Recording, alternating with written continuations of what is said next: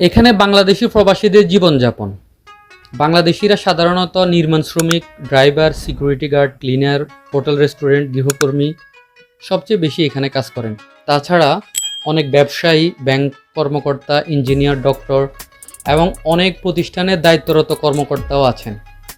এখানে সাধারণত ৮ থেকে ১২ ঘন্টা কাজ করে থাকেন প্রতিদিন। কোম্পানির বাইরে যারা থাকেন তারা ছোট রুমে ৬ থেকে ৮ জন একসাথে থাকে। অনেক সময় বিছানাও ভাগাভাগি করতে হয়। এখানে শ্রমিকের বেতন সাধারণত ৪০,০০০ থেকে শুরু করে ১,২০,০০০ টাকা পর্যন্ত হয়ে থাকে। উপরস্থ কর্মকর্তাদের হিসেব আলাদা।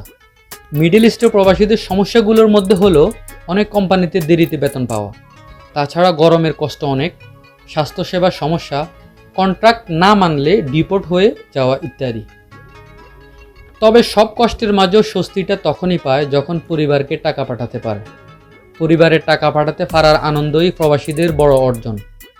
আর এই জন্যই প্রবাসীরা বলে থাকে, আমরা ঘামে ভিজি, কিন্তু আমাদের সন্তানের মুখে হাসি ফুটলে সব কষ্ট ভুলে যায়। একটা মজার ব্যাপার হচ্ছে, মিডল ইস্টের সব বড় বড় শহরের মধ্যে আপনি বাংলা ভাষার মানুষ খুঁজে পাবেন। হয়তো কোনো মার্কেটে ঢুকলে দোকানদার বলবে, ভাই আপনার কি লাগবে? তখন অবাক হওয়ার কিছুই নেই।